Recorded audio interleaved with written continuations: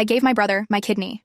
6 weeks later, I collapsed at work and my parents wouldn't answer their phones. I was sorting dental files when the room tilted sideways. My hand shot out for the filing cabinet. Manila folders scattered across the floor. My palm came away slick with cold sweat. The fluorescent lights above started pulsing. Or maybe that was just my vision going dark at the edges. 6 weeks. That's all it had been since I gave Tyler my kidney. 6 weeks since Mom held my hand in pre-op and promised they'd take care of everything. I'd been hiding it for days now. When Dr. Chen noticed me dragging yesterday, I blamed allergies. When Michelle caught me sitting on the bathroom floor during lunch, I said I'd skipped breakfast. I'd already burned through all 12 sick days. Part-time dental assistants don't get paid time off, and rent was due in 4 days. I tried to make it to the supply closet. Just needed to sit for a minute. 3 steps. That's all I managed. The next thing I knew, I was staring at fluorescent lights. Dr. Chen's face appeared upside down above me. How long was I out? Maybe 5 minutes. Michelle saw you fall. His fingers were on my wrist, checking my pulse. Sophia, you're burning up. I tried to sit up. The room spun worse. My stomach lurched. Dr. Chen was already pulling out his phone. I'm calling 911. Please, I can't afford... You're gray.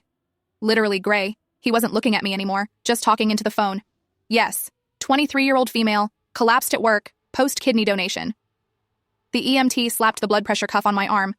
158/96. That's concerning for someone your age. In the ambulance, I fumbled for my phone, called Mom, 2 rings, then straight to voicemail. My hands were shaking so bad I could barely hit Dad's number. It rang through 6 times. Nothing.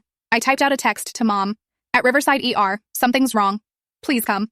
The little bubble showed, read 12:41 p.m. I waited. Nothing. Called again. This time it declined after 1 ring. She'd rejected my call. The EMT was examining my arms, frowning at the purple and yellow bruises scattered across both forearms. These from 4s? Blood draws. Lots of them lately. At Riverside General, the same hospital where I donated 6 weeks ago, the triage nurse pulled up my file. Her eyes widened. You donated 6 weeks ago? Yes. Says here you're type 1 diabetic. Since I was 9. Her face changed, that careful, neutral expression medical people get when something's really wrong. She didn't say anything else, just typed faster. They stuck me in bed 7 with a saline drip. My phone was at 6% battery, but I needed distraction from the panic climbing my throat. I opened Instagram. Mom had posted 47 minutes ago. Tyler at some steakhouse, massive ribeye on his plate, celebrating 6 weeks of health. My warrior! The next story was a champagne toast. 3 glasses clinking. Mom, Dad, Tyler. Posted at 12:45 p.m. 4 minutes after she'd read my text about being in the ER. My hands shook as I screenshotted everything. The battery died right after. A doctor in green scrubs pulled back the curtain. Sophia, I'm Dr. Patel. Your creatinine is 3.1. When did you last urinate? This morning, I think. Maybe yesterday? The days were blurring together. You're in kidney failure. You need dialysis. But I just donated. I know. I can see that. He was scrolling through a tablet. Who cleared you for donation with type 1 diabetes? Dr. Martinez warned us about risks, but my parents said insurance would... You're 23? Yes. Then you're not on their insurance unless they specifically added you after donation. The room felt smaller suddenly. They said they would. Dr. Patel turned the tablet toward me. Your parents signed this care agreement. Right here. His finger tapped the screen. Both signatures. DocuSign timestamp from 6 weeks ago. Says they'd handle medical costs for 6 months minimum. They said Tyler's bills were overwhelming them. He scrolled down. His surgery was covered 90%. Says so right here. A nurse appeared with papers. Today's ER visit estimate. She placed it on my bed. $2,847. Dialysis runs about $500 per session without insurance. 3 times a week. I couldn't breathe. $1,500 weekly. $6,000 monthly. I make $1,400 a month. Is there anyone we can call? I tried my parents. Anyone else? The curtain ripped back. Jen stood there in her ICU scrubs, on break from upstairs. What the hell happened? I saw your name on the board. I showed her the screenshots before my phone died. Her face went from concern to rage. Are you fucking kidding me? Dad texted. Finally. I showed her my phone, plugged into the hospital charger now. Stop being dramatic. Tyler needs stability right now. After you gave them your kidney? I need $500 by tomorrow for first dialysis or they won't schedule me. My voice cracked. I have $247 in checking. Jen was already pulling out her phone. We're documenting everything, right now. It won't matter. Post it. People should know. Mom will... let you die? She already is. The next morning, I sat on Jen's couch calling every dialysis center within 30 miles. Without insurance, we need a $500 deposit, the first receptionist said. $400 minimum, said the second. The third didn't even let me finish. We don't take patients without insurance. Sorry, Jen grabbed her keys. We're going to your parents' house. Jen. No, they signed papers, they promised. In the car, I practiced what I'd say. Just asked for help with the deposit. Nothing else. No accusations, no anger, just the bare minimum to stay alive. We pulled up at 11 a.m. Mom's silver Honda sat in the driveway next to Dad's truck. Through the front window, I could hear the TV blaring some home renovation show. I rang the doorbell. Nothing. Rang again. Mom finally opened the door, still in her teacher cardigan even though it was Saturday. She looked me up and down. Sophia, you look terrible. Not, are you okay? Not, what happened yesterday? Just criticism. The living room hit me like a slap. A massive 65-inch TV dominated the wall where our old 32-inch used to be. Tyler sprawled on the couch with a brand new iPhone, the Pro model, barely glancing up from whatever game he was playing. "We're busy," Mom said, not inviting me in. "Tyler has physical therapy at 2. I handed her the ER discharge papers. She skimmed them like she was grading a disappointing essay. "Dialysis seems excessive. Have you tried supplements?" "Mom, my kidney is failing." "Well, you only need one." "That's the problem. The one I have isn't working."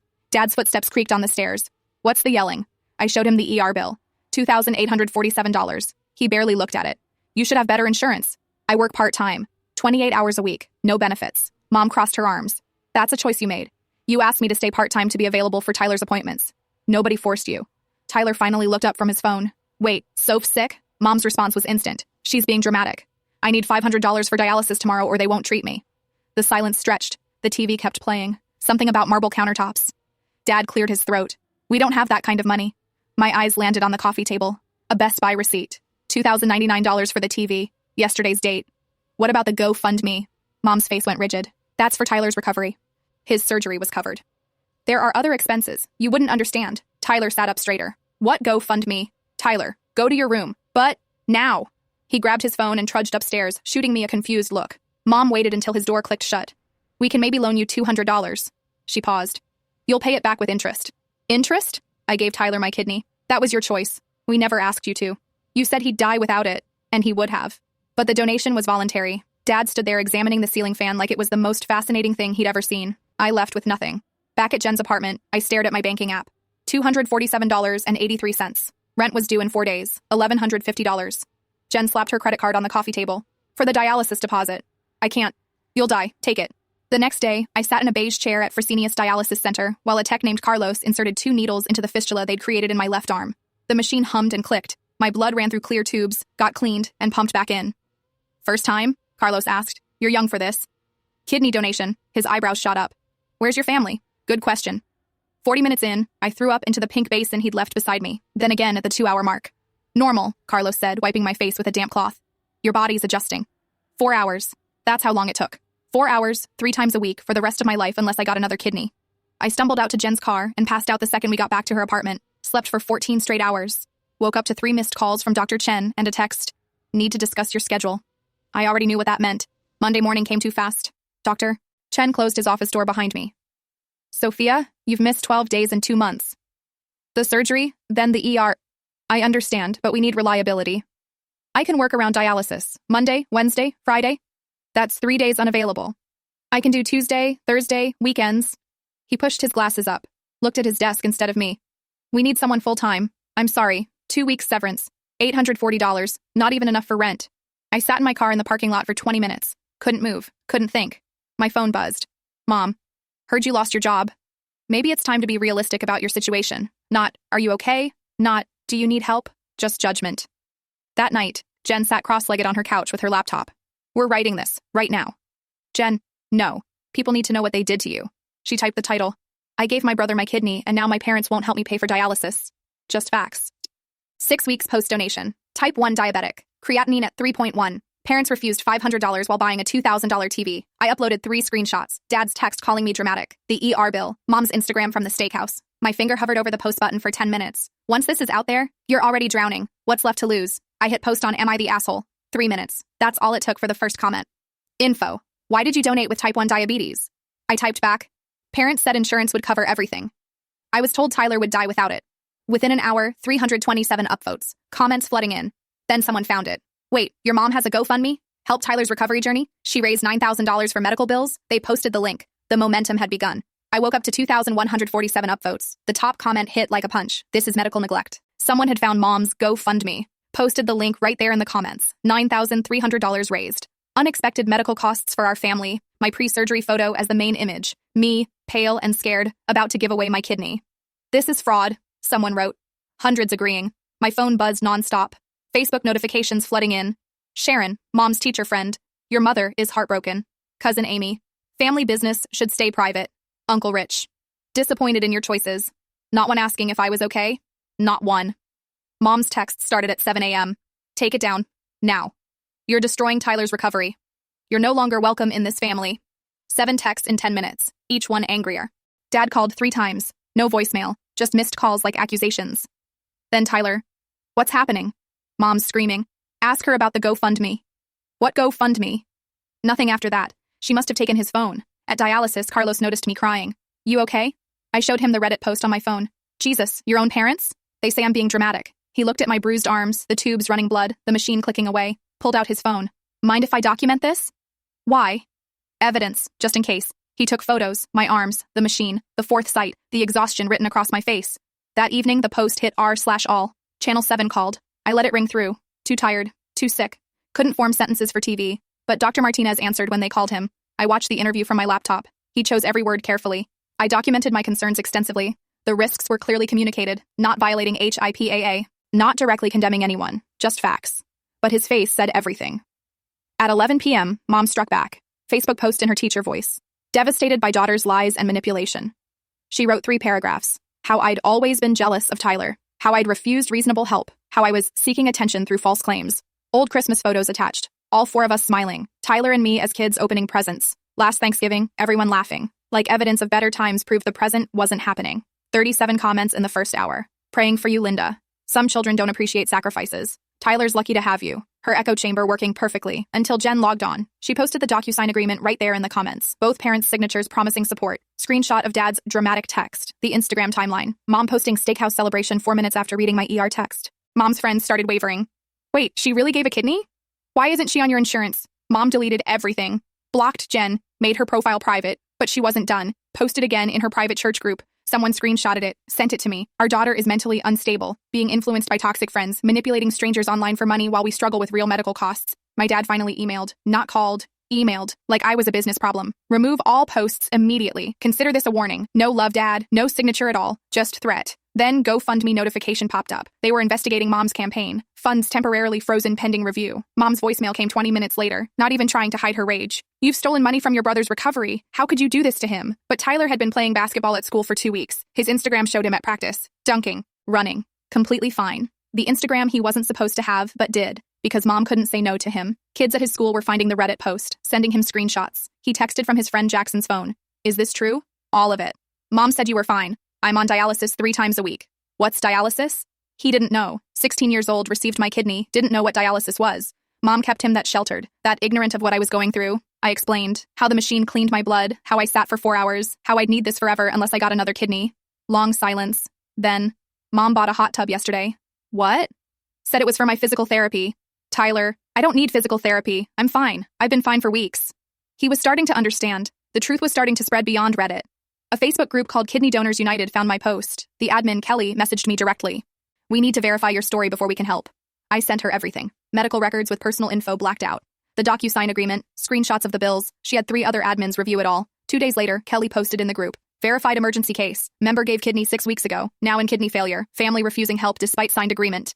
43 people contributed within 3 days. Not huge amounts. 20 here, 50 there. One woman sent 200 with a note. Been there. My sister did the same after I gave her son my liver. $3,847 total, not life-changing. But enough for rent and 3 weeks of dialysis. Channel 7 ran Dr. Martinez's interview Monday night. The reporter called my parents for comment. Mom's response, read on air. This is a private family medical matter. That's when the neighbors started noticing. Mrs. Peterson from 2 houses down asked Mom at the mailbox. Linda, is everything okay? Saw something on the news about Sophia? Mom smiled, said I was going through a difficult time, mental health struggles, but people kept asking, at school, at church, at Dad's store. 3 parents emailed the principal requesting their kids be moved from Mom's 3rd grade class. Concerned about the situation, they said. The principal suggested Mom take personal time. She refused. But I heard from Aunt Patricia that Mom now ate lunch alone in her classroom. Teachers who used to chat in the hallway suddenly had somewhere else to be. Dad's electronics store started getting questions too. Customers who'd seen the news. Sales dropped maybe 5 to 8%. Nothing dramatic. Just enough that the district manager called asking if everything was all right. Tyler was reading everything, every Reddit comment, every news article, started researching kidney donation on his own. He texted me from the school library computer. Did you know you could die? The doctors told me increased risk. Mom said you'd be fine in 2 weeks. Mom lied. Yeah, I'm sorry. It's not your fault. I got a kidney and a hot tub while you got nothing. You got to live. That's what matters. But what about you? First time anyone in my family had asked that question. I was at dialysis when I read it, started crying right there in the chair. Carlos noticed. You okay? My brother just realized I'm human. How old? 16. He squeezed my shoulder. Better late than never. 3 days later, GoFundMe completed their investigation. Material misrepresentation of facts. Mom had claimed the money was for ongoing medical expenses, but Tyler's actual medical costs after insurance? $3,200. She'd raised $9,300, $6,100 difference. The investigator itemized where it went. $2,099 for the TV, $3,400 for the hot tub, $800 for Tyler's iPhone, the rest unclear, probably restaurants and shopping. GoFundMe froze the funds, sent emails to all donors explaining the situation, offering full refunds. Most of them didn't want refunds. They wanted their money redirected to my fund instead. Another $2,100 added to my account over the next week. Mom threatened to sue GoFundMe, called Dad's lawyer friend for advice. He told her straight, "Linda, that's fraud. Criminal fraud. You could go to jail." She backed down, but the damage was done. Her church friends started pulling away, not dramatically, just less. She wasn't invited to book club that week. Someone forgot to tell her about the potluck. Her name dropped off the prayer chain email list. Small things. But Mom noticed. She sent a message to the family group text, "Hope you're happy, Sophia. You've destroyed our reputation." I didn't respond, but Aunt Patricia did. "Linda, you raised money for medical bills, then bought a hot tub." Mom left the group chat. Dad never said a word.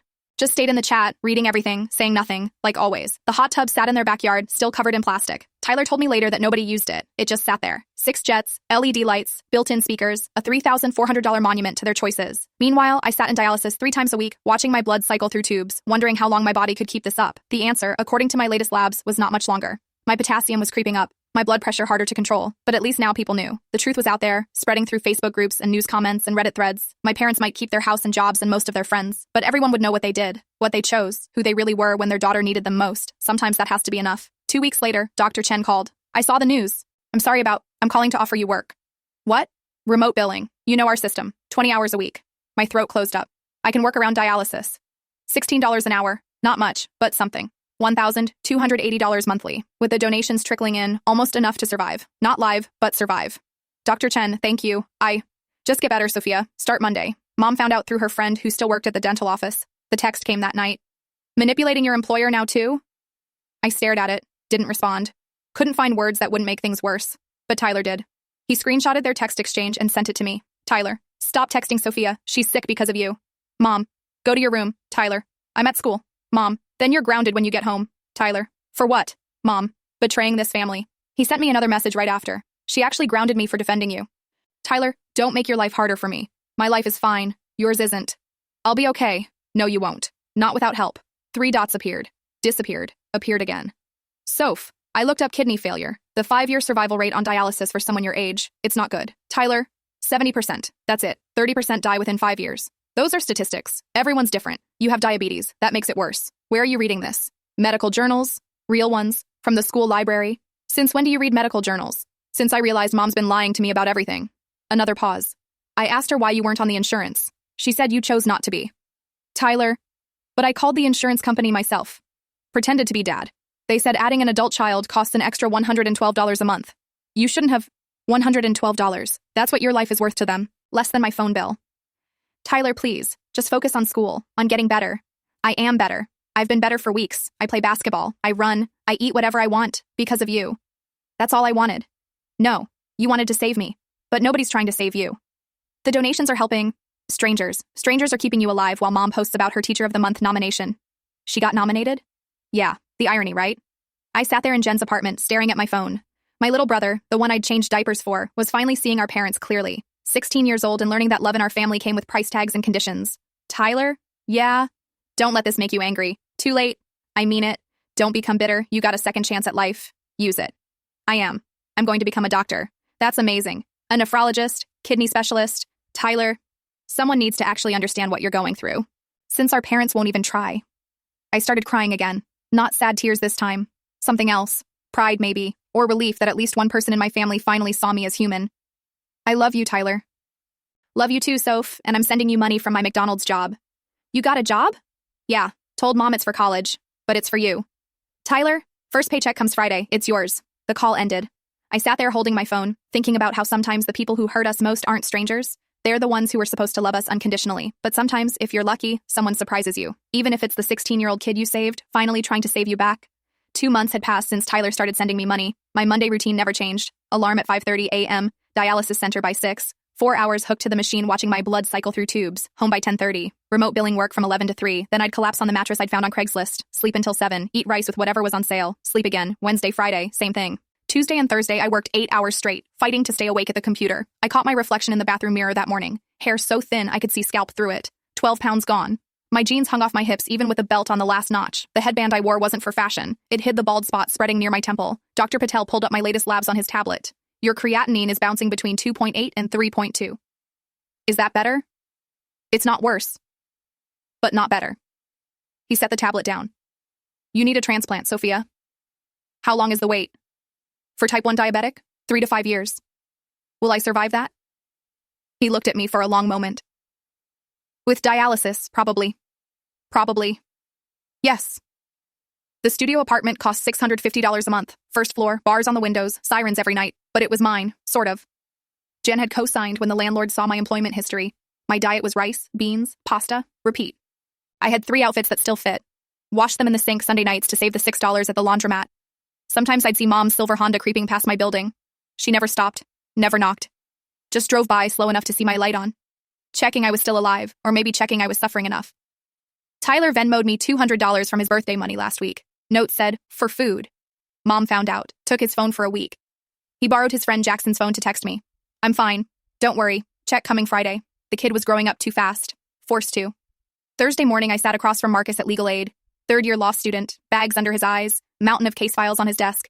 I can't represent you, but I can review documents. He studied the DocuSign agreement my parents had signed. 5 minutes. 10. Finally looked up. This is interesting, but not criminal.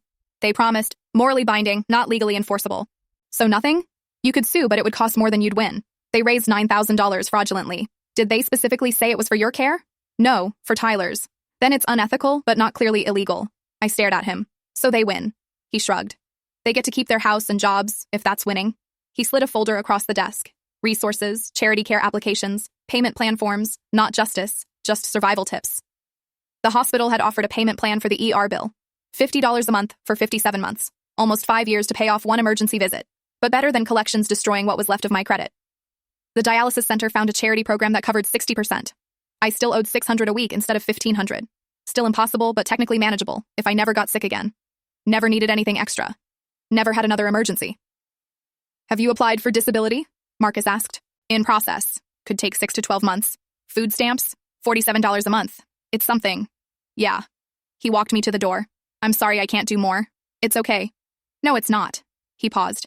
My mom donated a kidney to my uncle 10 years ago. He sends her flowers every week, takes her to every appointment. Your parents are who they are. That's one way to put it.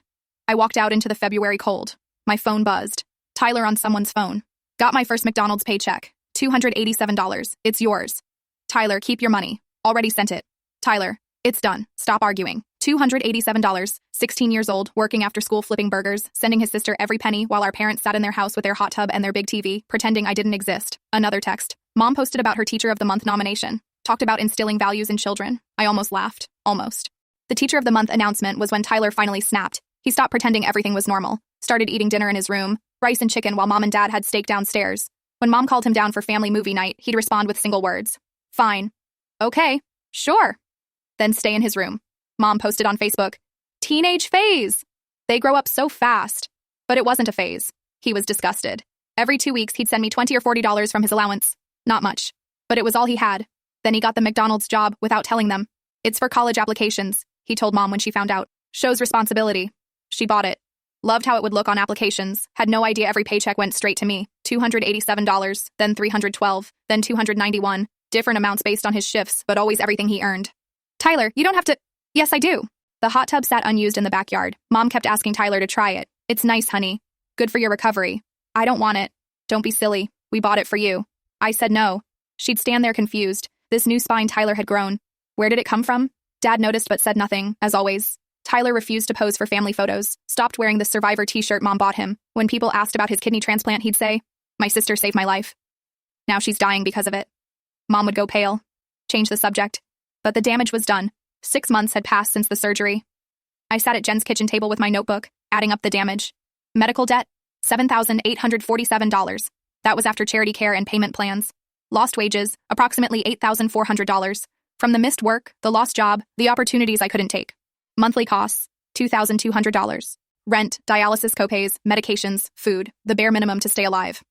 What I'd raised through GoFundMe, $6,847. Mostly from strangers who cared more than my parents. From Tyler, $1,235. Every penny he could scrape together. From remote work, $5,120 over 3 months. I was surviving, Barely, by the exact definition of the word. Meanwhile, Mom's life had changed too. Her GoFundMe was frozen, her reputation dented but not destroyed. 3 families requested different teachers for their kids, but the other 24 stayed. Church friends were polite but distant. No more book club invites, but still got Merry Christmas cards. Dad's store dropped maybe 8% in sales. Noticeable but sustainable. He still went to work, still came home, still said nothing about any of it. Tyler barely spoke to them beyond necessity, but they still had their house, their jobs, their health, their hot tub nobody used.